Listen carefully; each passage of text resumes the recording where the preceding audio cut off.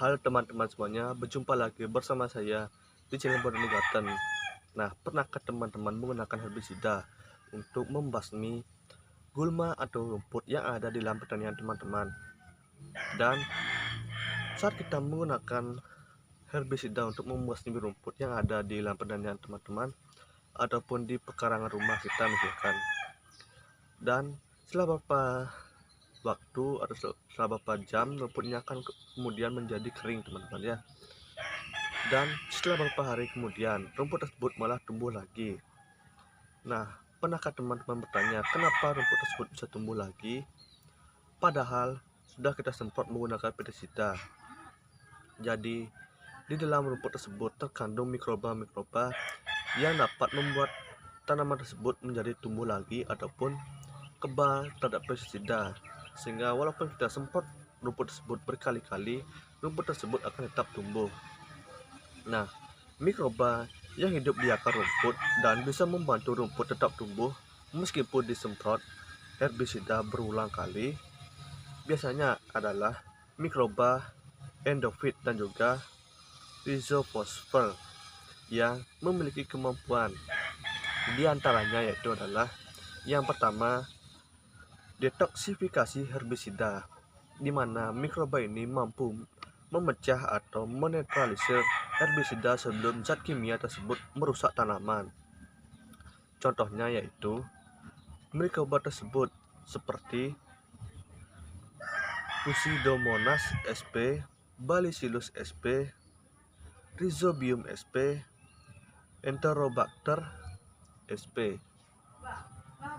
Dan untuk alasan yang kedua yaitu adalah produksi zat pertumbuhan tanaman atau fitohormon. Jadi di dalam rumput terkandung mikroba yang dapat memproduksi zat seperti auksin, gibberellin, dan juga sitokinin yang membantu rumput cepat tumbuh kembali setelah stres akibat herbisida. Dan untuk alasan yang ketiga yaitu adalah biofilm atau pelindung akar. Beberapa mikroba bisa membentuk pelindung atau biofilm di sekitar akar sehingga herbisida tidak langsung mengenai jaringan akar dan tidak bisa langsung membunuh rumput secara keseluruhan teman-teman. Kemudian alasan yang keempat yaitu adalah fiksasi nitrogen dan pelarut fosfat, di mana di dalam rumput terkandung mikroba seperti Azopirillum atau Azotobacter yang mampu membantu rumput tetap mendapatkan nutrisi cukup meskipun ekosistem tanah sedang terganggu. Nah, biasanya teman-teman melihat di tanah yang kurang subur misalkan, itu justru malah bisa tumbuh rumput dengan subur atau dengan banyak teman-teman ya.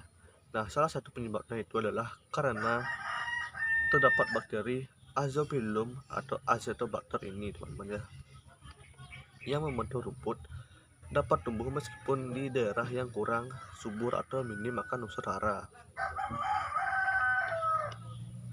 Kemudian perlu ada beberapa hal yang perlu digarisbawahi karena resistensi rumput terhadap herbisida tidak hanya berasal dari mutasi genetik di dalam tanaman itu sendiri atau mekanisme pertahanan fisiologis lainnya.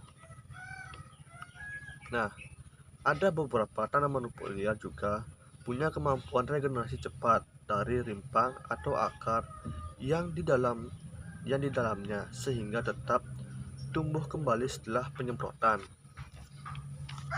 Nah, jenis-jenis rumput itu seperti misalkan rumput teki, ilalang, rumput gajah, dan rumput liar lainnya yang sering kita temui di sawah ataupun di lahan pertanian kita teman-teman. Jadi itulah alasan mengapa saat kita menggunakan herbisida dan herbisida tersebut tidak dapat membunuh atau membasmi rumput secara keseluruhan teman-teman ya, karena ada mikroba yang membantu rumput tersebut menjadi tetap bisa tumbuh ataupun bertahan dari serangan herbisida yang bisa kita gunakan. Oke, jadi sekian dulu pembahasan dari saya. Dan jika teman-teman semuanya yang menonton video ini memiliki permasalahan tentang tanaman pertanian teman-teman ataupun tanaman hias juga bisa, itu teman-teman bisa tulis di kolom komentar, nanti akan saya bantu carikan solusinya satu persatu. Oke, jadi sekian dulu pembahasan dari saya dan sampai jumpa di video berikutnya.